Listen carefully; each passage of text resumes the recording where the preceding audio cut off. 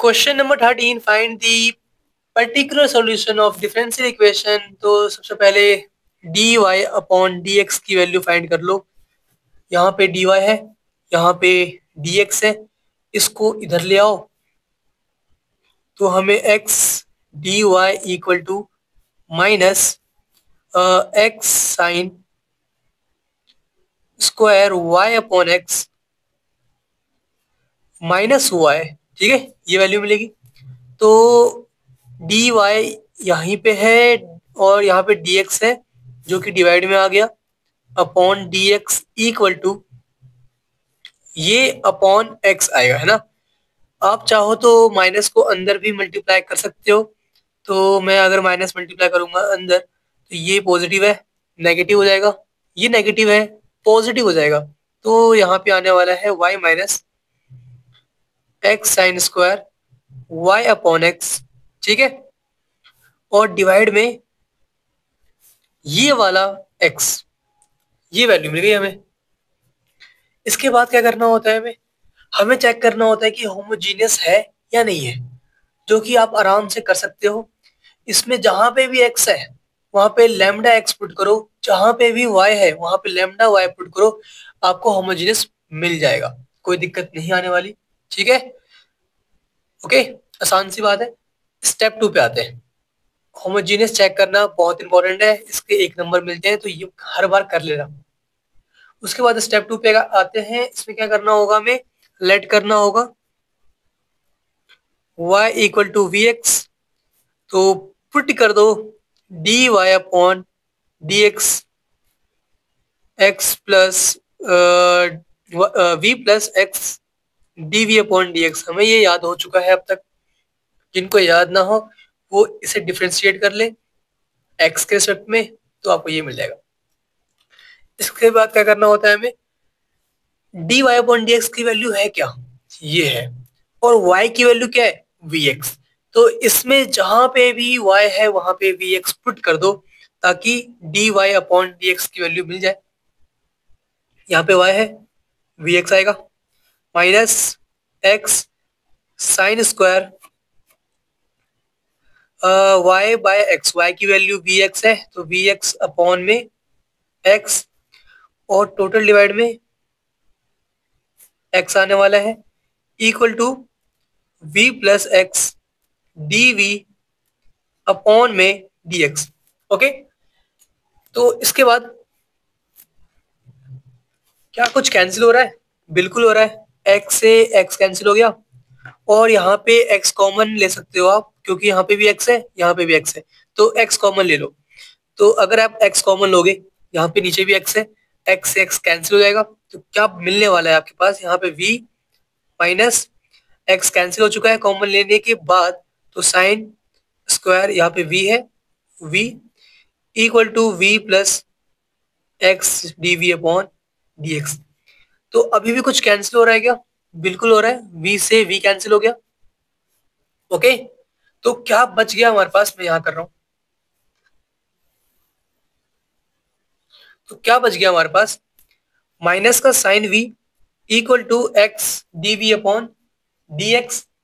तो आप यहाँ पे एक्स ला सकते हो नीचे, तो यहाँ पे एक्स आ गया, 1 अपॉन एक्स, माइनस भी है माइनस, और d x equal to sine को नीचे ले आओ, न्यूमरेटर से डिनोमिनेटर में साइन स्क्वायर v आ जाएगा और dv। ओके, और ऑन इंटीग्रेटिंग बोथ साइड, यहाँ पे -1/x dx है, equal to integration sine square को आप कोसेक स्क्वायर भी लिख सकते हो, है ना। 1 अपॉन साइन स्क्वायर है, साइन को ऊपर ले जाओ कोसेक बन जाता है। इसके बाद इंटीग्रेट करना है, इंटीग्रेट कर दो जल्दी से। 1 अपॉन एक्स का इंटीग्रेशन क्या होता है, log x log mod x, minus भी है माइनस लगा दो यहाँ पे, इक्वल टू कोसेक स्क्वायर का क्या इंटीग्रेशन होता है, बताओ सोच के, माइनस का कॉट होता है, तो माइनस का कॉट v आ गया।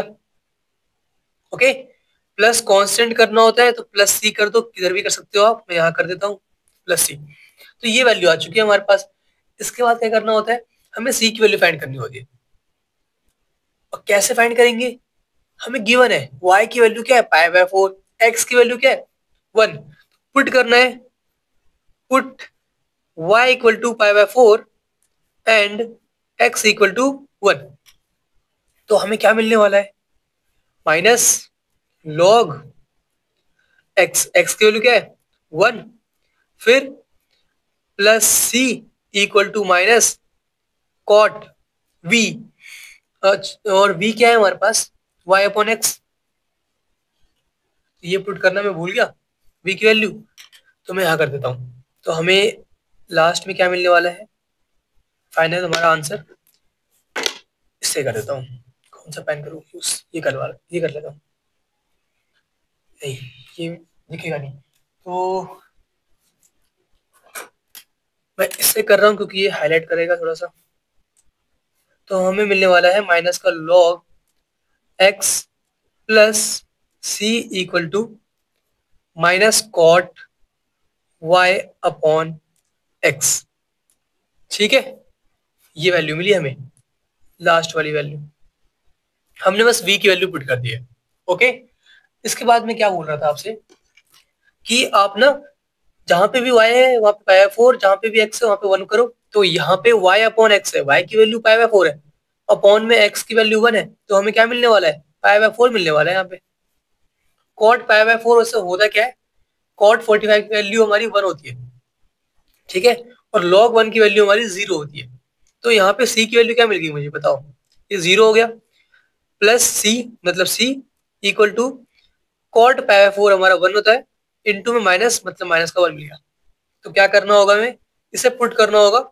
इसे मान लो इक्वेशन फर्स्ट, कुछ भी मान लो, पुट कर दो, put c equal to -1 in equation, equation लिखा है ठीक है फर्स्ट, तो हमें आंसर मिल जाएगा। तो हमारा क्या है, सॉल्यूशन क्या है, ये माइनस का log x प्लस का -1 इक्वल टू का minus cot y upon x. ये हमारा आंसर आ चुका है, जो कि बिल्कुल सही है, लेकिन बुक से मैच नहीं हो रहा होगा। क्यों नहीं हो रहा, क्योंकि उन्होंने थोड़ा सिंप्लीफाई कर रखा है। आपको मन कर रहा हो तो कर सकते हो, नहीं तो कोई जरूरी भी नहीं है। लेकिन जिनको मन कर रहा है कि नहीं सिंप्लीफाई करो सर हम तो नहीं मानेंगे, आपको करना होगा, उनके लिए मैं कर देता हूँ। ठीक है, तो मैं यहाँ पे माइनस और माइनस कॉमन ले सकता हूँ, तो माइनस कॉमन ले लो, तो यहाँ पे क्या आ गया, log x प्लस 1, और 1 को मैं लिख सकता हूँ log e, एक ही बात है, 1 को आप log e लिख सकते हो। और ये माइनस कहाँ गया और ये माइनस कहाँ गया, मैंने कॉमन ले लिया इसे। ठीक है, इक्वल टू में क्या है, माइनस का cot y upon x, minus से माइनस आप कैंसिल भी कर सकते हो। log m plus log n क्या होता है, log m इंटू n होता है, मतलब log x इंटू e आ गया, equal to cot y upon x। ये आंसर बुक से मैच हो रहा होगा। ठीक है, ऐसे करना था बुक से मैच, बाकी तो यहाँ तक करके भी छोड़ोगे तो नंबर पूरे ही मिलने हैं। ठीक है।